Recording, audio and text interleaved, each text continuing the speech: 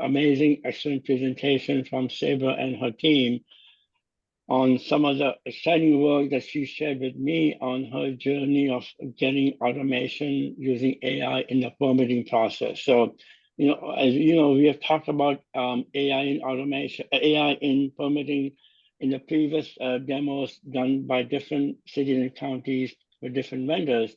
And Sabra also has began that journey. So without further ado, Sabra, I'm going to hand off the mic to you. But before I do that, I do want to thank you, first of all, taking time to volunteer your time to present, to corral your team to present today, and certainly look forward to what you have to share with the team. So with that, Sabra, take it over. Thank you. Thank you so much. We are all really excited to be here today to talk to y'all about a partnership that has been forming. We do have a slide deck, and because I forwarded my invite to everyone, I think everyone is Sabra Schneider. Obviously, our whole team is not actually Sabra Schneider, but you'll know us by the fact that everyone has my name. I am Sabra Schneider. I'm the CIO for the city of Bellevue, and we are excited to talk to you today about the AI partnership that we have in Bellevue, primarily led by our Development Services Department, who is represented here by Assistant Director Jake Hesselgesser. PJ Rodriguez, Assistant Director in the IT Department, is here as well to talk about the partnership. And then we would be nowhere without our partner, Saf from GovStream AI, who is here to talk a little bit about it as our design partner.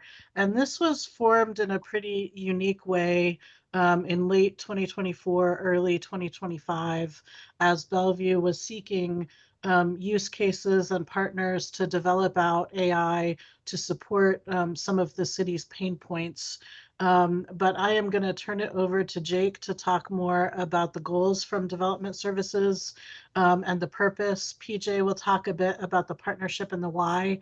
Then Saf is going to demo what we've done so far, and then we're happy to take questions as we go or at the end. And thanks for hosting us today.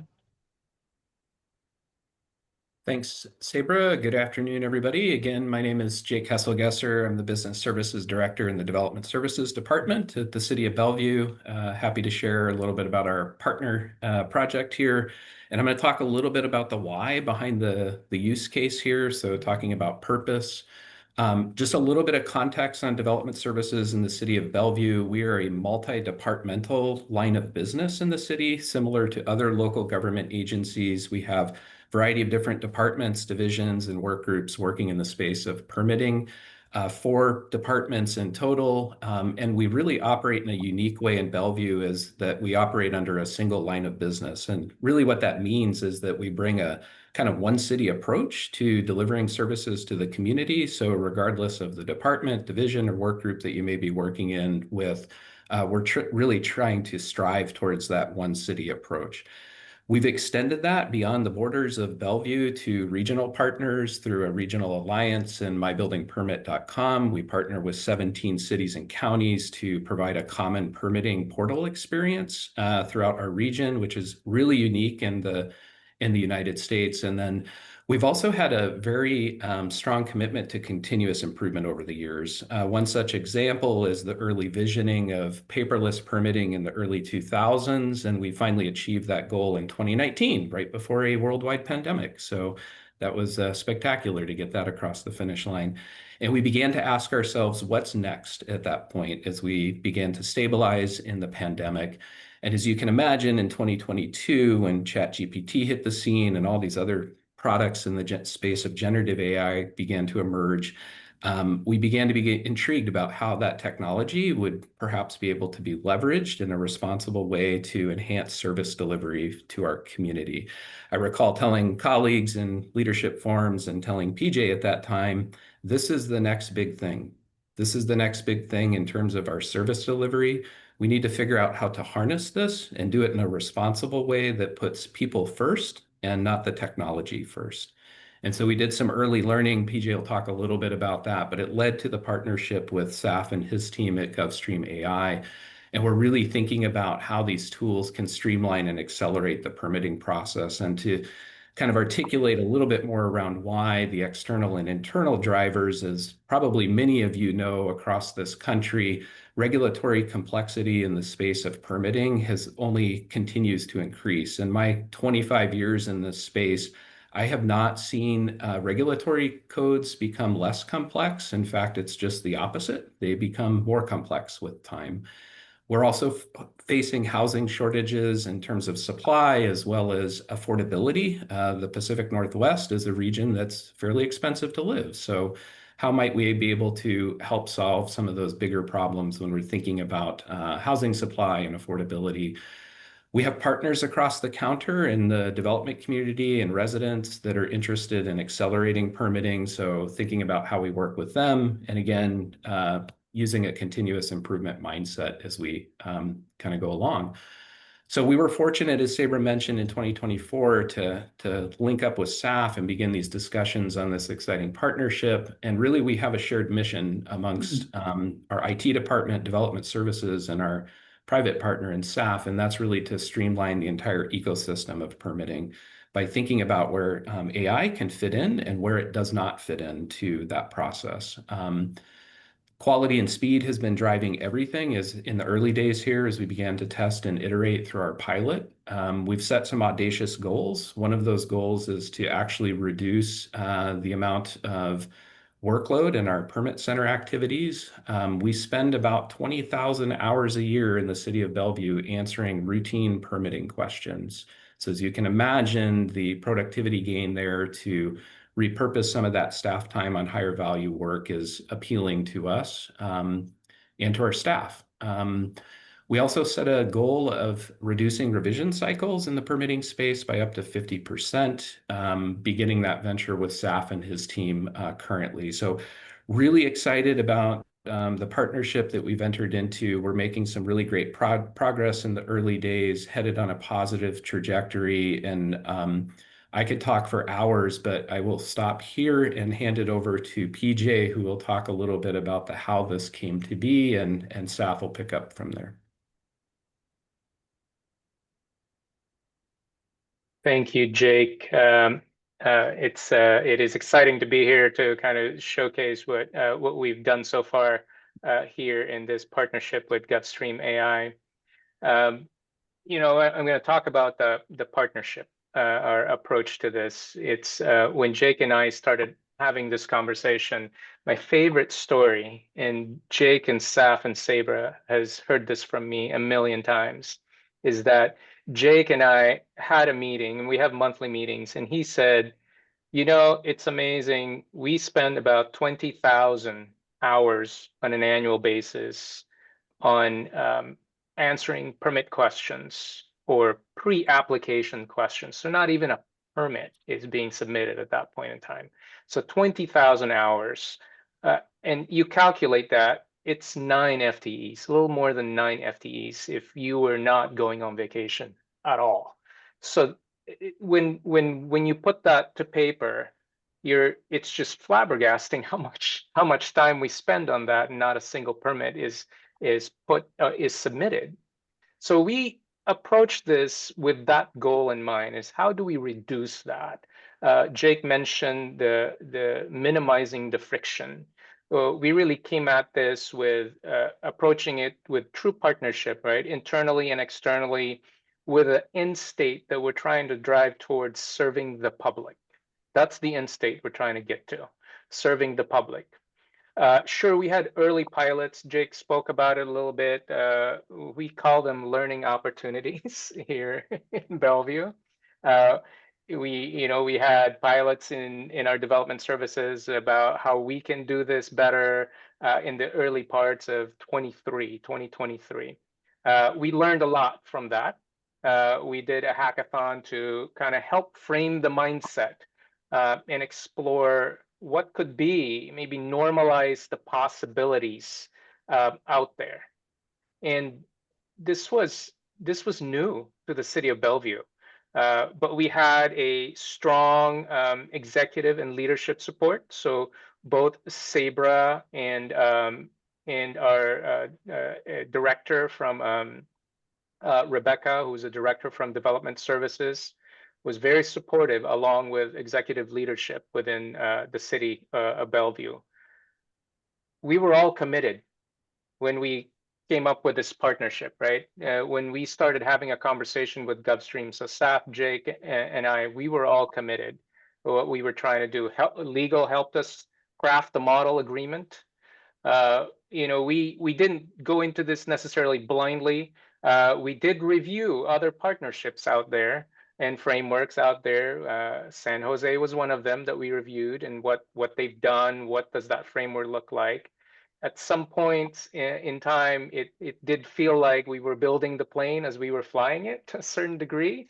It was exciting and scary at the same time. We were traversing a new path. We were building new roads.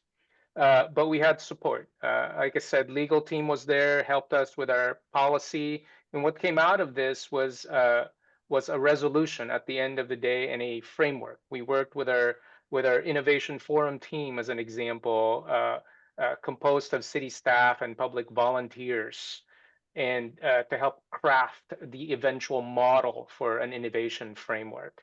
We're happy to share that as well. In the end, council passed that resolution. It authorizes the city manager basically to execute on this policy framework and encourage these types of design partnerships between the city of Bellevue and private sector partners out there. So this is our initial foray into this partnership. And it's exciting. We're learning from it. We're really targeting specific areas that need our help. Next slide, Jake, please. So how is this partnership working? It is truly unified. We're again, I stated we are committed from all sides. From internal staff to GovStream staff.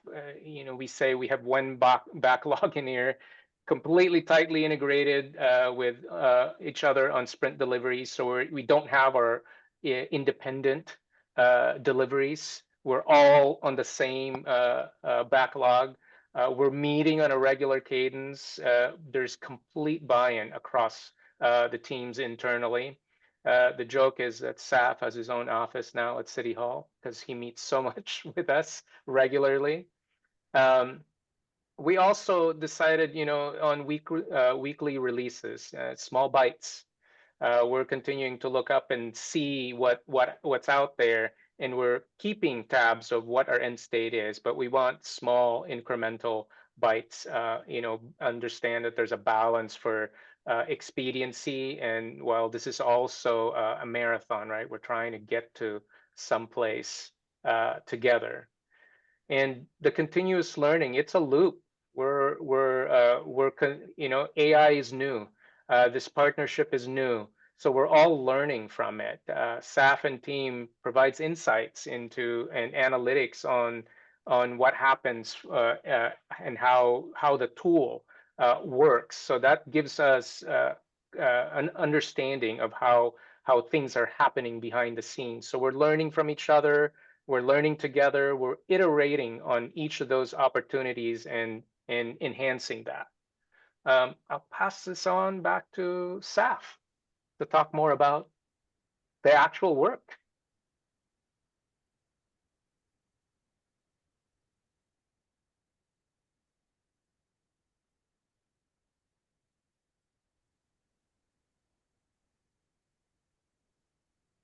Saf, I think you're muted. All right, I thanked everybody. That was step one. So Jake, PJ, and Sabra, we appreciate it. My name is Saf Raba. I'm the founder and CEO of GovStream AI. I've been in GovTech for 15 years, most of it at our first startup, Socrata, where we focused on open data. And now we're focused on harnessing AI in order to remove friction from the permitting process. I think Jake talked about it really well. The process has been digitized for decades now.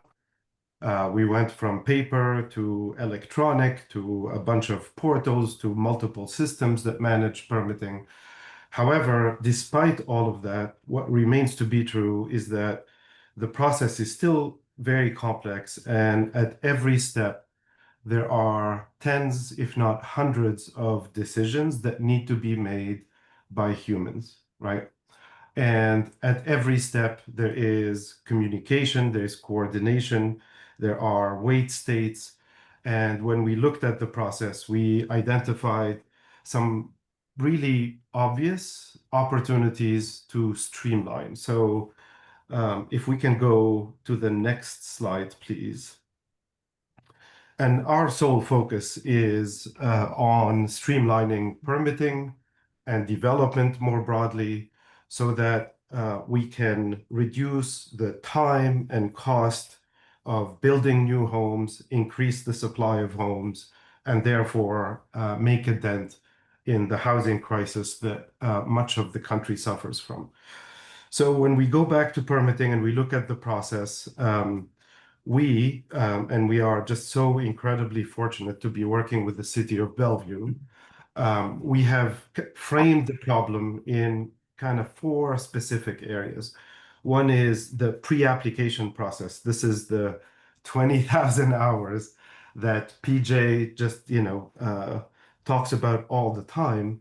And there, what's happening? People are on the website, they're trying to figure out, do I need a permit for this? What kind of permit? What are the steps? How much does it cost? That's on the process side. And then more substantively, they have a ton of questions on what can I actually build, right? What are the setbacks? How high can this be? Does it need to have, this and that requirement? So that's the pre-application stage. And that's where we chose to focus our pilot so far, and we'll share with you what we've done there. And then we'll go to the application process. That's where a lot of things go wrong, right? Pretty much everybody has a portal. You log in, you fill out a bunch of forms. It's really a ton of forms, and then you upload documents, and then as an applicant, if you navigated that part of the process, you hope that you submitted a complete and compliant form. Often that's not the case. There's a lot of, first review revisions. Again, a lot of back and forth, a lot of people looking at these applications and the documents. And that process, we feel, can be greatly streamlined and made easier both for the applicant as well as less onerous for the city to manage.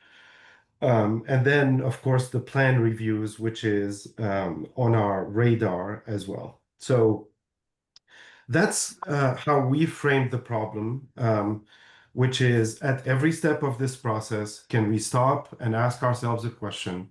Can we do this easier, better with AI? And can we build tools for the people who manage this process in cities to remove toil, to help them do their jobs easier and faster? And the design partnership structure that PJ talks about really allowed us to get a first-hand account. We spend a lot of time with permit techs, with reviewers.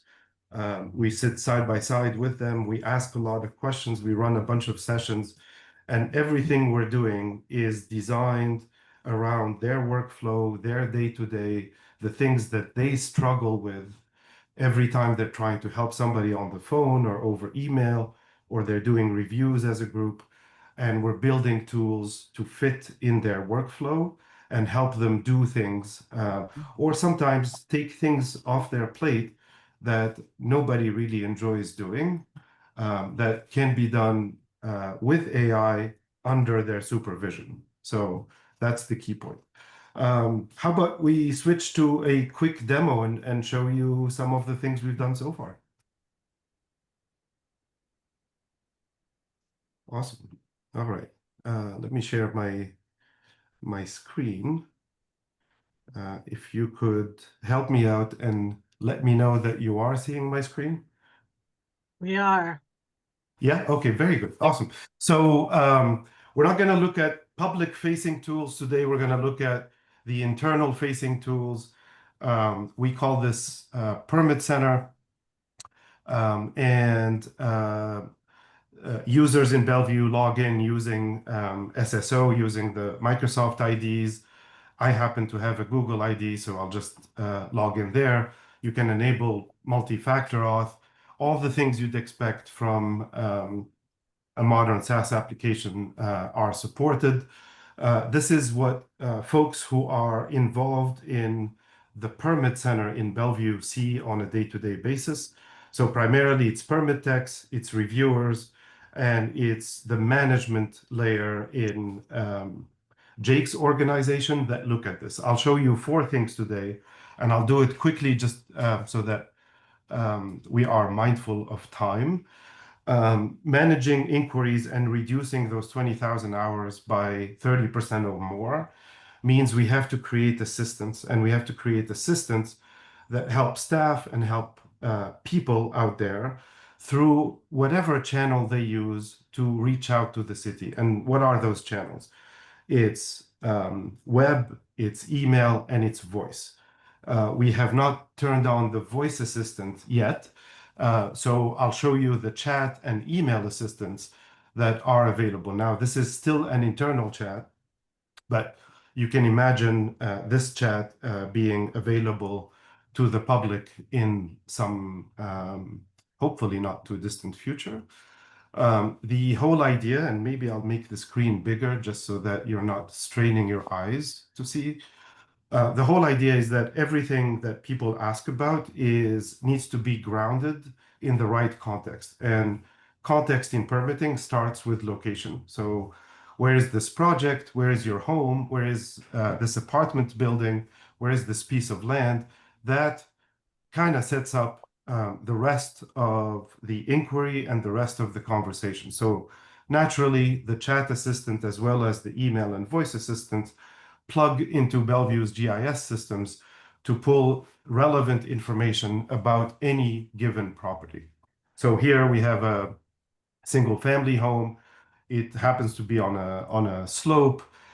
We get some basic things like zoning, land use, etc. And then the assistant can then use that context and answer questions in a very relevant and specific way. So can I build an ADU? An ADU at my house. Just make typing easy for me.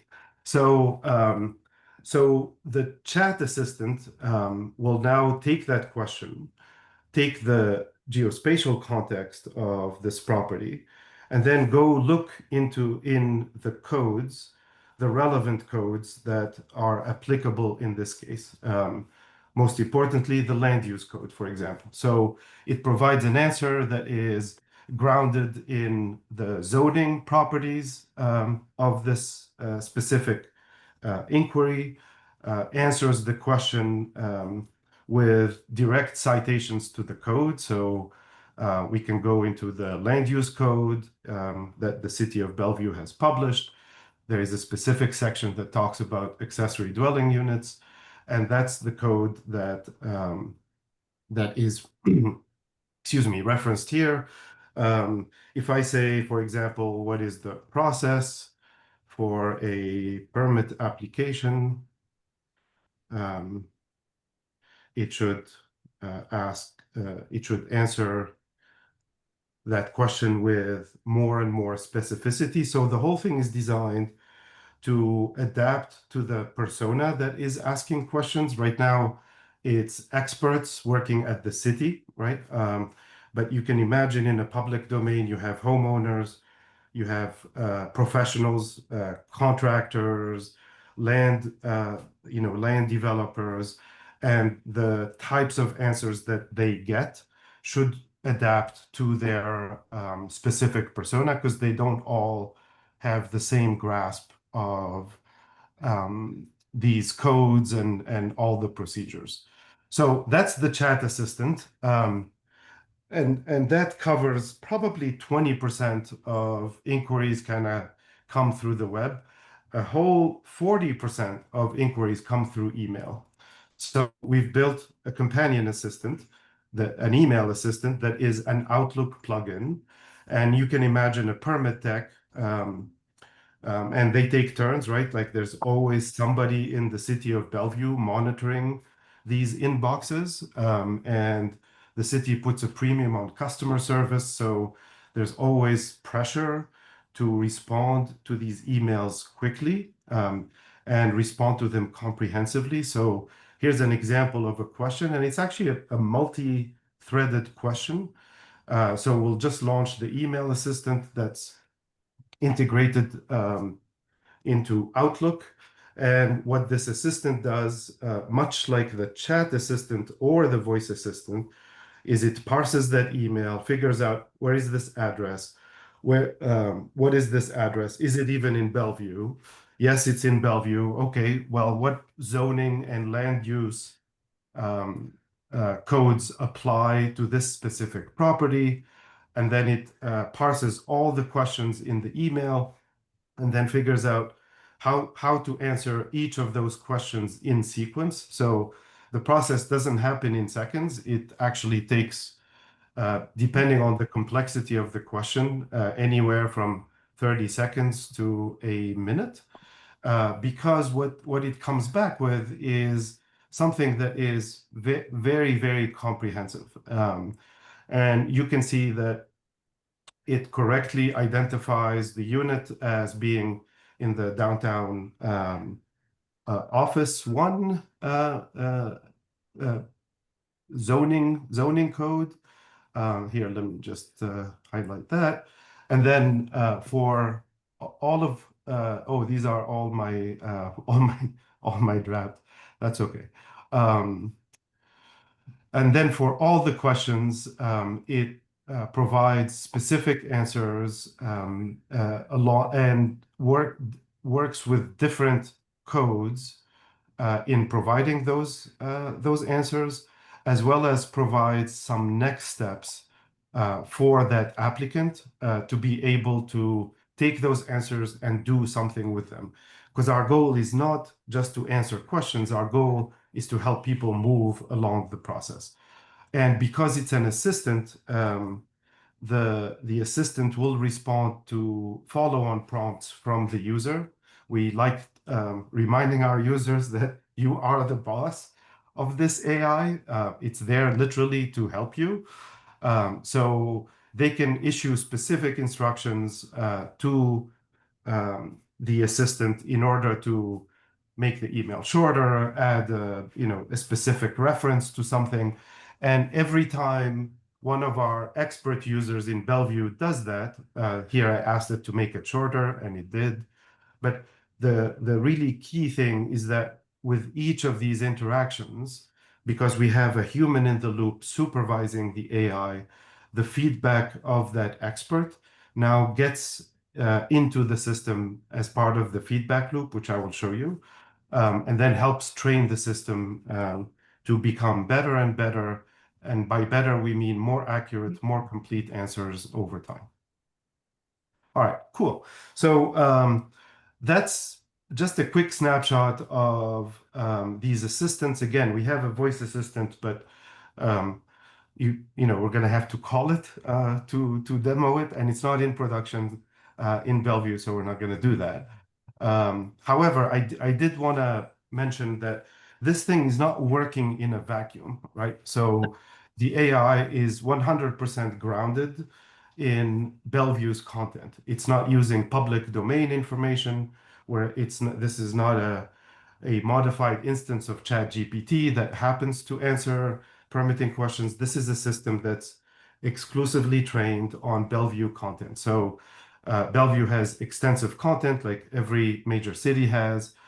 So it's the codes, it's the guidelines, and all of that data is available, and all of that data, again, is vetted and validated by the experts in the city. And all the answers are derived from that content. So that's super, super important. Equally as important, I was going to show you how it responds in a different language. It does. It responds in multiple languages. you can just take my word for it today. But I had this prepared. Anyway, so the GovAI Coalition was probably the first organization I know of that started with, hey, AI is here. Let's use it smartly. Let's use it responsibly.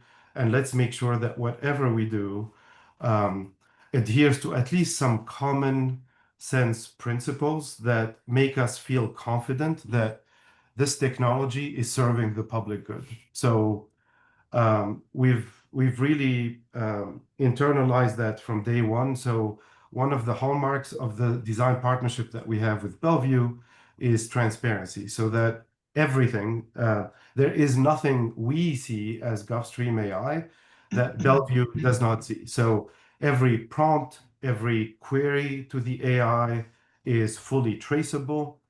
When we say it's accurate, we don't guess. We run experiments against ground truth that was vetted by Bellevue. We run those experiments with every iteration, with every new model of OpenAI or any other LLM. That data is also available in its entirety to be audited. So you can see we asked this question, we got this answer. How does it compare to the validated, vetted answer? So that's very much part of our process. For our other products that read plans and fill out forms, which will be the focus of our next phase with Bellevue for the actual application process. We also expose all the models that we use, all combinations of models, as well as their ultimate efficacy. And we do that incredibly transparently because we realize just how important that is. And I will close by this. Within the application itself, we provide a growing range of analytics. One of them is provides real data on the efficacy of AI along some specific dimensions like clarity, specificity, etc. Everything we do, as I mentioned, is grounded in humans in the loop supervising everything. So everyone that uses the application, this just happened, I guess, a moment ago, with the feedback mechanisms, they are available right down to the message and the feedback of the expert. So there is nothing black box about it. Every call, every answer is available. And finally, since we are managing a growing number of emails and chats, we thought, hey, wouldn't it be cool if we have access to all these insights, if we actually started to surface what these conversations can tell the city about how people are feeling about the permitting process as a whole.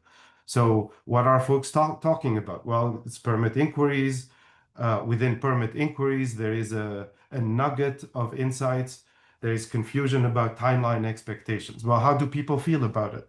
Actually, roughly half and half.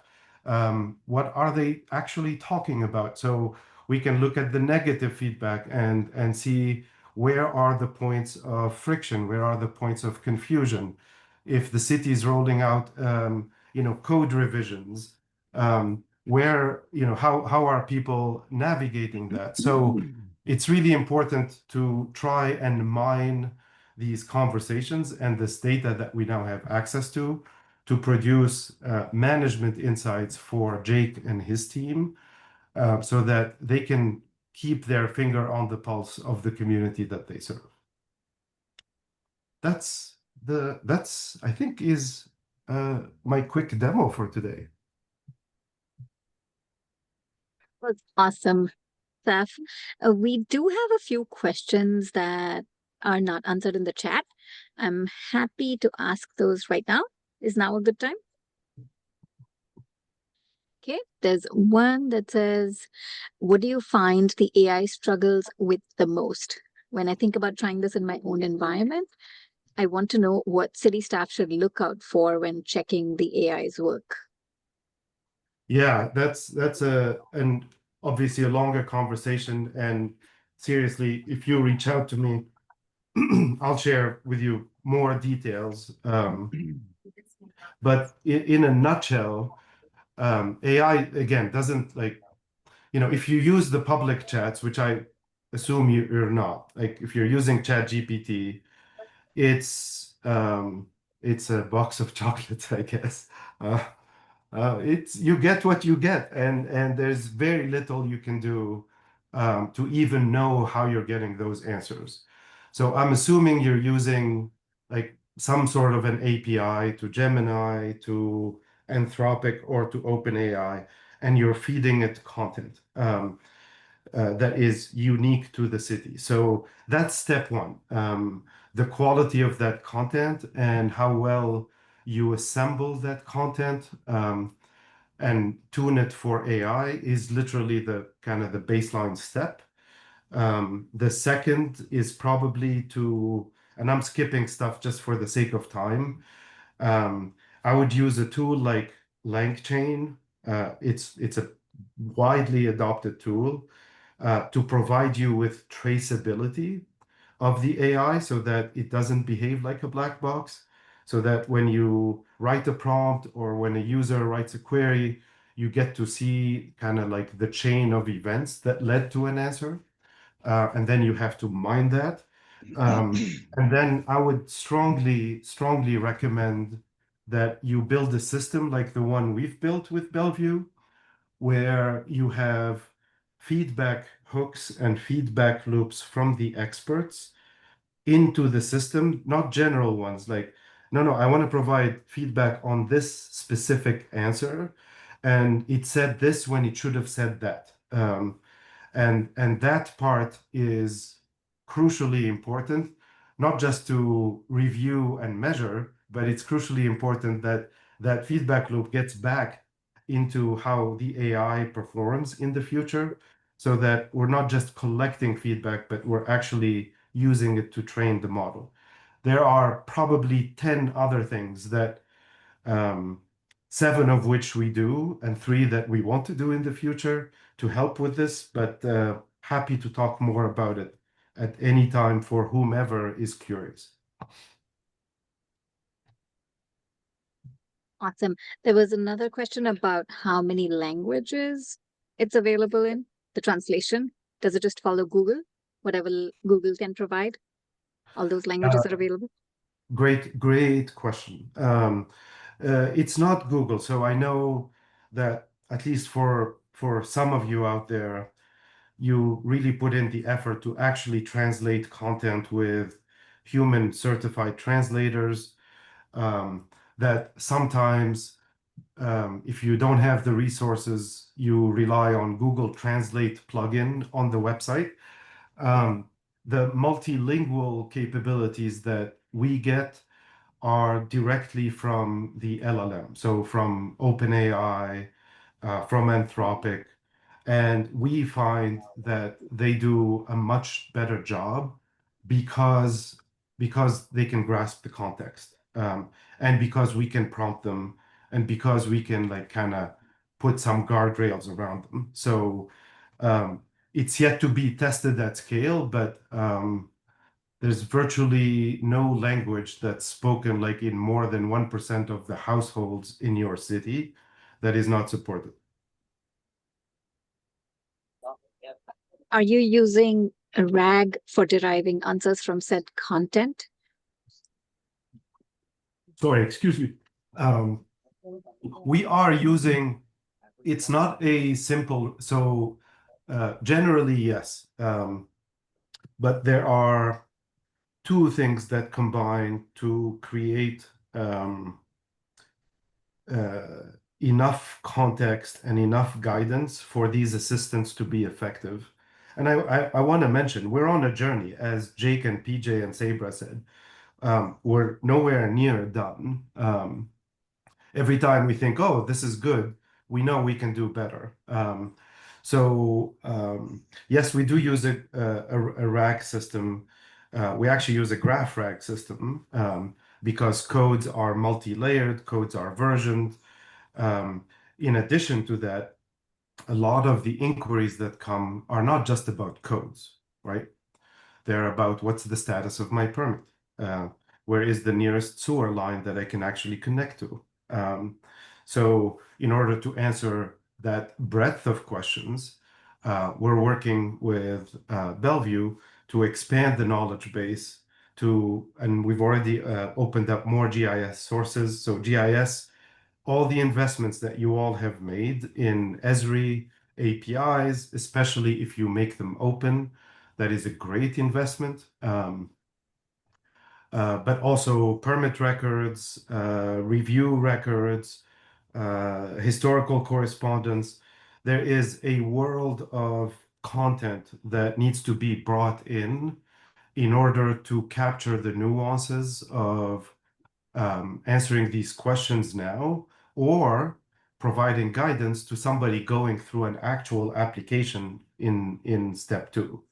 So again, happy to talk about details. We're very transparent company. So if you're struggling with the RAG implementation, again, call me.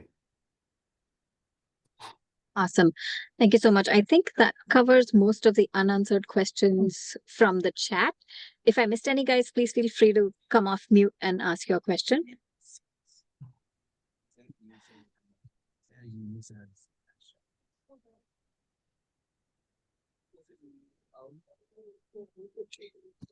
Doesn't sound like we missed any questions. Thank you so much, Saf, for that presentation. It was very informative. Oh, Hemant, I'm going to... my pleasure. Thank you. Hemant, I'm handing it back to you. Thanks, Namaste. Again, thank you, Saber and the team. Thank you, Saf. It was excellent presentation.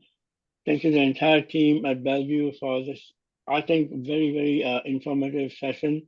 I hope our audience can take away from this. And as Saf said, if need be, engage with either Saber or Saf for any details that may not be covered today in a short session.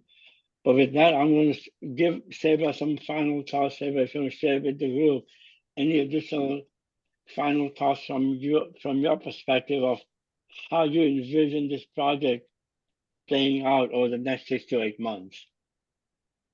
Yeah, thank you very much for allowing us to present today and kind of close. I'll say a couple things. We have a plan in place for, what we're testing before we move on to the next set of things to test.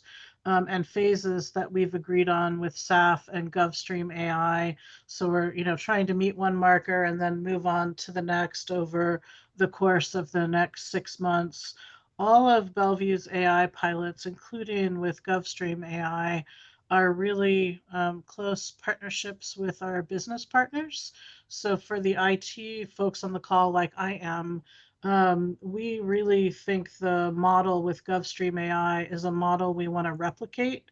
And PJ talked about this a little bit in the beginning, and I mentioned it as an answer to one of the questions in chat, but we're so excited about how this process has played out that we brought a resolution forward to our council, who adopted it in June, to allow us and kind of encourage and streamline this type of design partnership with the private sector. So we are very interested in doing more of these. We launched an innovation challenge in June, somewhat modeled after this partnership with GovStream AI, so that we could try to work with 3 to 5 more partners and continue to drive the work in very similar ways. So for Bellevue, this has been a model of what we can do when we're working with the incredible tech community that lives around us. And we haven't announced any of the other winners yet to the challenge. We're in the process of judging and working with them now.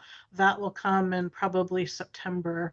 But I just can't speak highly enough of this partnership and how development services has worked with GovStream and IT, and how much GovStream has tried to ensure the level of transparency that you saw in the demo today, which has allayed a lot of staff fears about AI, that we can go and trace and look at, what's really happening, I think has helped tremendously in trying to encourage staff to use the tool and think about how to help us co-develop the tool. I put my email in the chat, and the other Bellevue folks and staff can do the same. If there's follow-up questions, we're happy to try to answer them. And thanks everybody for joining us today.